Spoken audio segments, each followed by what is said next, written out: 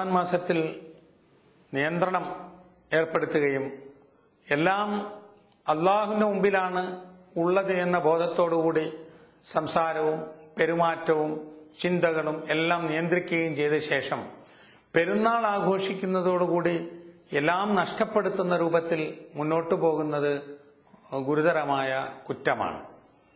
പെരുന്നാൾ നമുക്ക് നൽകുന്ന സന്ദേശം റമദാനിന്റെ ചൈതന്യം ഉൾക്കൊണ്ട് ജീവിക്കണം എന്നുള്ളത് തന്നെയാണ്.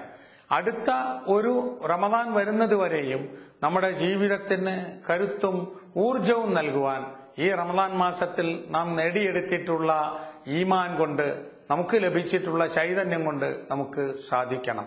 അങ്ങനെ ആയിത്തീരുന്നതിന് നാം പ്രത്യേകമായി ശ്രദ്ധിക്കുകയും ചെയ്യണം.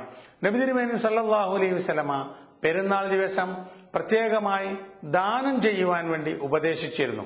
ദാനധർമ്മത്തിന്റെ മനഃശാസ്ത്രം മനുഷ്യരോടുള്ള സ്നേഹവും അവരോടുള്ള പരിഗണനയുമാണ്.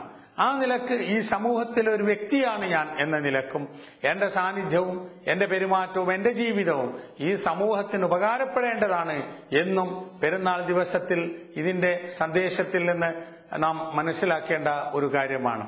പെരുന്നാൾ ആഘോഷിക്കുന്നത്, പെരുന്നാൾ കൊണ്ടാടുന്നത് അത്തരത്തിലുള്ള ഒരു വികാരത്തോടു കൂടിയാണെങ്കിൽ നമുക്ക് അടുത്ത ഒരു വർഷക്കാലത്തേക്കുള്ള ഊർജവും ചൈതന്യവും ഈ റമദാനും പെരുന്നാളുമായി നമുക്ക് ലഭിക്കുന്നതാണ്.